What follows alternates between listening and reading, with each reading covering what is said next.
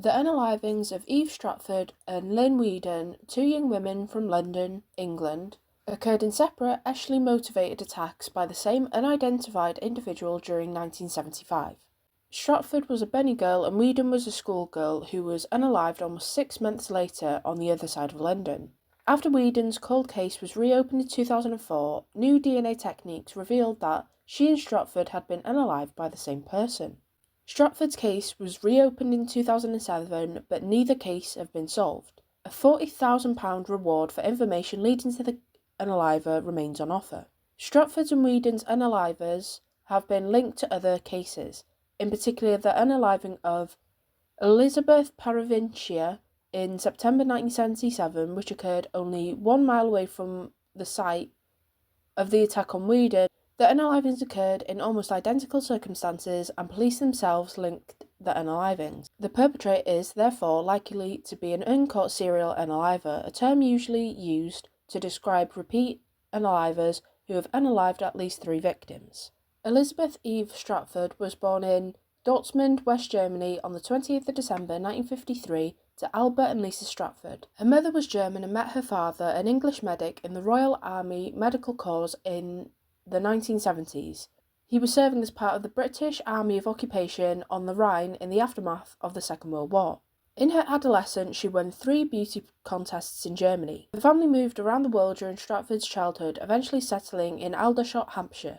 In 1972, she moved with her boyfriend Tony Priest, the lead singer of Onyx, later Vineyard, to Leighton, East London. 2 other members of the band also shared the flat. At the time of her death, Stratford was a Playboy Club bunny in Park Lane. She had started work at the club in 1973, recommended by a friend. She was said to have lived a glamorous lifestyle and regularly socialised with others, including famous figures at the time such as Sid James and Eric Morecambe, and knew many other high-profile individuals. As a model, she sometimes referred to herself as Eva von Bock and was also known as Bunny Ava. In March 1975, only a few days before she was killed, she appeared on the front cover of Mayfair magazine, an adult magazine for men, as Girl of the Month. She was suspended for breach of contract by her club since she had posed for a rival publication. The magazine was said to be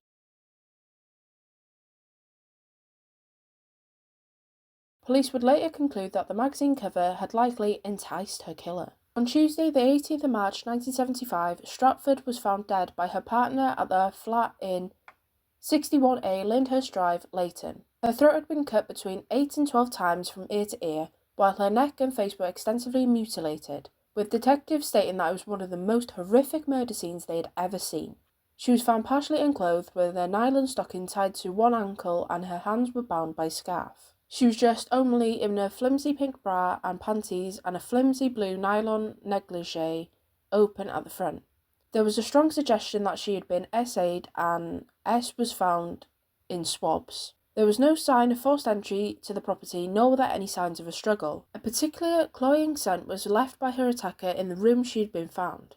Police found on the day of her death, Stratford had visited Camden to see her agent and then went to a promotions consultancy in Bayswater. As far as detectives could tell, she had made the journey home on her own and was not seen with anybody else. She began to travel home at 3:30 p.m. and walked from Leytonstone tube station to her flat, last being seen by a neighbour walking towards her residence while wearing a floppy hat and holding some dried flowers. At 4:30 p.m, the woman living below her flat heard a male and female voice talking, apparently calmly, followed by a thud and then a sound of footsteps. It was 5:20 p.m. when her boyfriend returned to find her dead. Her murder was featured prominently in the press, in part due to her glamorous occupation and public profile. 16-year-old schoolgirl Lynn Weedon, born on the 11th of November 1958, was hit over the head with a blunt object and ad on the 3rd of September 1975, 6 months after Stratford's murder and on the other side of London. That night, she'd gone out to celebrate her O-levels with her friends at Elm Tree Pub on New Heston Road in Hounslow, near to where she lived in Lambton Road. She began to travel home at 11 p.m, parting company with her friends on the Great West Road before crossing over and continuing her journey home on her own through an alleyway named Short Hedges, now School Walk. Weedon had previously vowed to never use the alleyway after dark as it was frequented by prowlers, but on that night she decided to take the shortcut. In this alleyway, at approximately 11:20 p.m, she was struck over the head with a heavy object similar to a piece of lead pipe fracturing her skull. Her attacker then lifted her over gates and into the grounds of a power substation before dragging her out of sight and houring her. She was discovered the next morning by a caretaker of the neighbouring school, Victor Voice, and despite her injuries was still alive.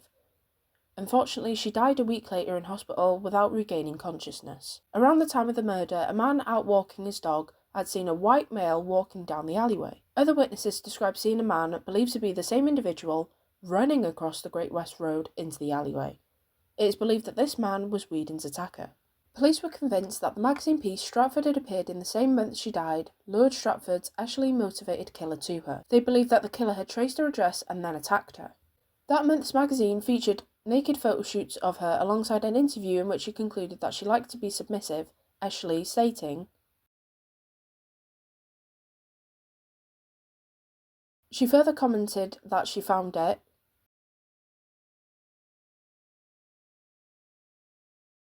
and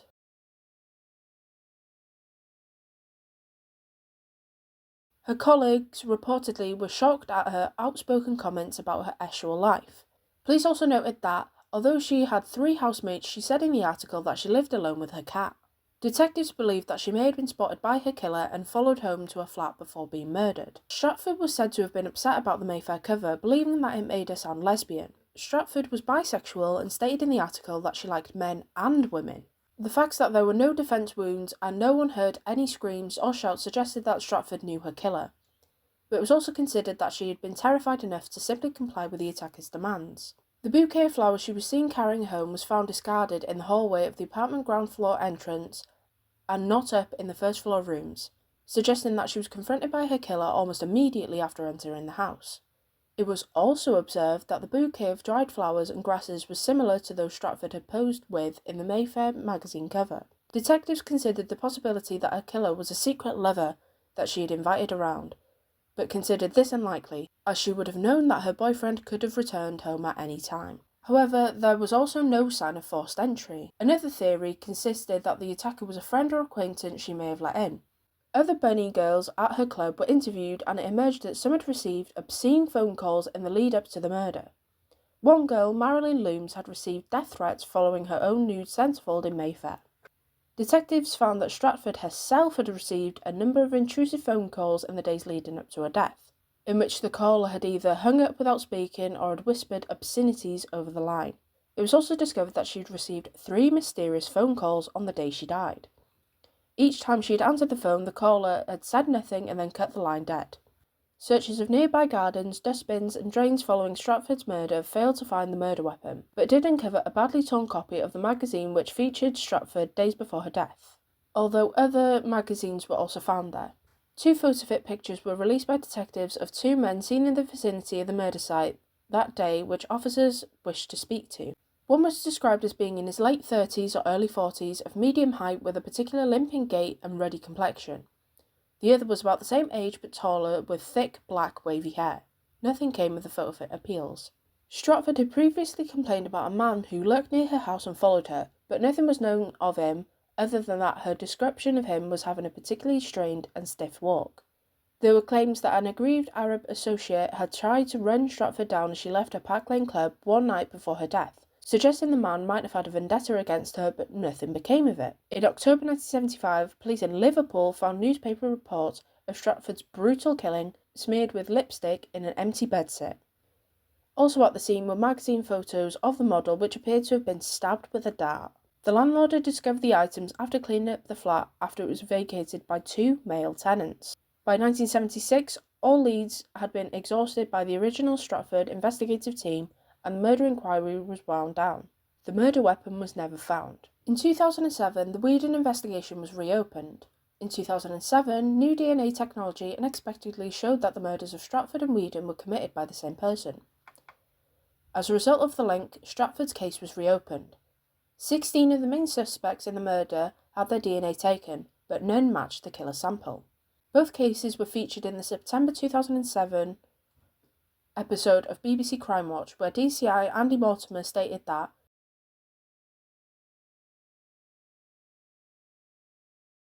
both murders were Ashley motivated.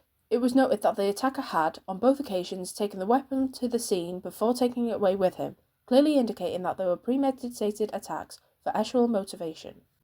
Mortimer stated that he was sure the man seen going into the alleyway in which Weedon was murdered was her attacker, and the investigators believed that the man had stalked her as she walked from the Great West Road to the alleyway. Mortimer said that it was very unlikely that the killer had committed these two murders and never committed another crime again, stating that the attacker probably committed offences both before and after the attacks. Operation Stealth, the police operation which has been investigating unsolved murders since 2008, received funding to continue work until the end of 2011. On the 25th of March 2015, police issued a fresh appeal to coincide with the 40th anniversary of the murder of Stratford. 1 month later, in April, the murders were again featured on Crime Watch, on which it was revealed that a new £40,000 reward was on offer for information leading to the capture of the killer.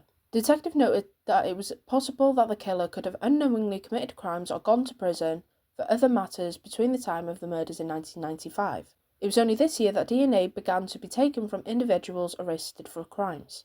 It was also stated that the killer would have had good knowledge of the Short Hedges School Walk alleyway in which Weedon was attacked, and that he would have been a white male between the ages of 17 and 30, between 63 and 77 in 2023. It was asserted by psychiatrists, probation officers, cellmates or prison guards could hold the information needed to identify the killer, as he may have made an admission or disclosure to these people over the years regarding the murders. The lead detective also told The Guardian,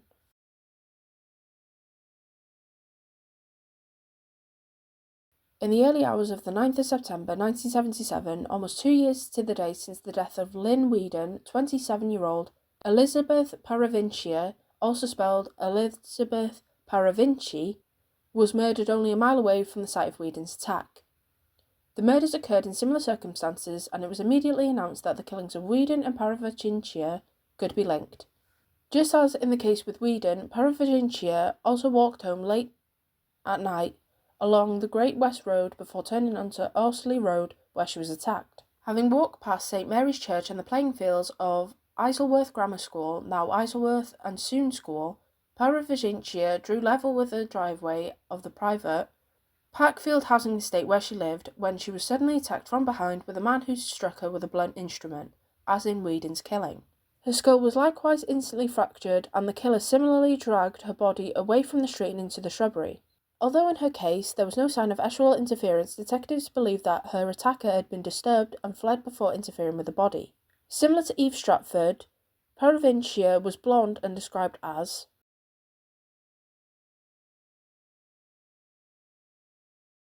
In the aftermath of the murder, the Metropolitan Police themselves said that there may have been a link to Weedon's killing, stating,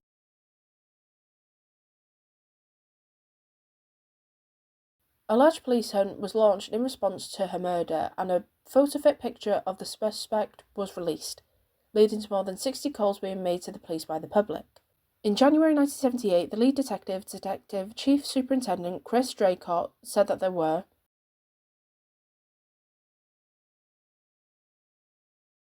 In 1983, it was revealed that detectives had interviewed a jailed policeman as part of the inquiry into the murders of the three women, including Weedon and Paravincia. The policeman, Paul Thomas, had been jailed for 5.5 years for S crimes and was said to have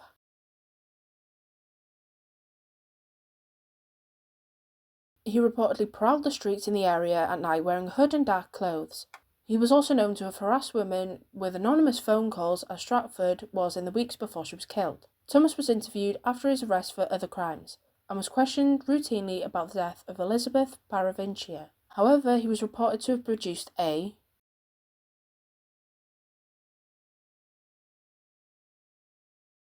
2007, the DNA link between Stratford and Weedon's killings was discovered. It was reported that detectives expected DNA to also reveal a link to Paravincia's murder. Links have also been suggested between Weedon and Paravincia's murders and that of Patsy Morris, another local schoolgirl who was killed less than 2.5 miles away from Weedon's at Hounslow Heath in 1980. Immediately after Morris's killing, it was noted to the press that she had been the third girl to be murdered in the area in the past 5 years, following the murders of Weedon and Paravincia in 1975 and 1977. Morris, 14, had gone missing from the area on the 16th of June of that year, and 2 days later was found half naked and face down in undergrowth on the heath. with her clothing pushed upwards over her body. This suggested an sexual motivation to the killing, as in Weedon's case, although there was no sign of SA or R, as well as the proximity to Weedon's attack 5 years previously and the other attacks on women in the area, such as that of Elizabeth Paravinciya in 1977. Morris had been tied up in the similar fashion to Eve Stratford, who the murderer of Weedon was known to have killed. A pair of tights with one leg missing was tied around her leg and wound upwards until it knotted 4 times around her neck, acting as a ligature. Stratford had, like Morris, been found with her hands tied behind her back, with one leg of her stockings and the other leg similarly tied around her ankle. Soon after Morris was found dead, her father received a phone death threat from an unidentified teenage boy. The call was from a local caller with a local-sounding voice. In 2008, it was revealed that Morris had been a childhood girlfriend of West London serial killer Levi Belfield, an Isleworth-born man who lived nearby at the time of the killing and who had just been convicted of 2 murders and an attempted murder in the area. These attacks had been committed between 2003 and 2004 in the vicinity of Morris's murder site. It was also reported that police were investigating a possible confession to the murder made by Belfield, alleged to have been made to a cellmate while on remand. Belfield would have been 12 years old at the time of Morris's murder, which occurred a year before he received his first conviction for burglary, aged 13. He was known to have repeatedly played truant while at school and was known to often frequent Hounslow Heath when he would have been at school. He was known to have not attended school on the day of the murder of Morris. Former partners of Belfield recounted that he had a hatred of blonde women and targeted them for attacks. It was also noted that Morris was blonde herself. Some claimed that Morris's death could have been the start of Belfield's violent obsession with blondes. After it was revealed that Belfield was being investigated by police for his daughter's murder, Morris's father stated that he was certain that the teenage boy who had given him a death threat in a call at the time was Belfield, saying,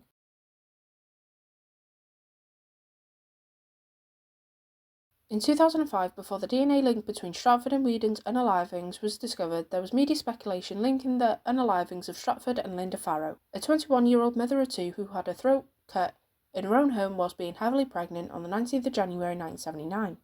The man had been waiting outside Farrow's home discreetly, followed her into the house after she came back from a shopping trip, before slitting her throat and quickly escaping through the back door.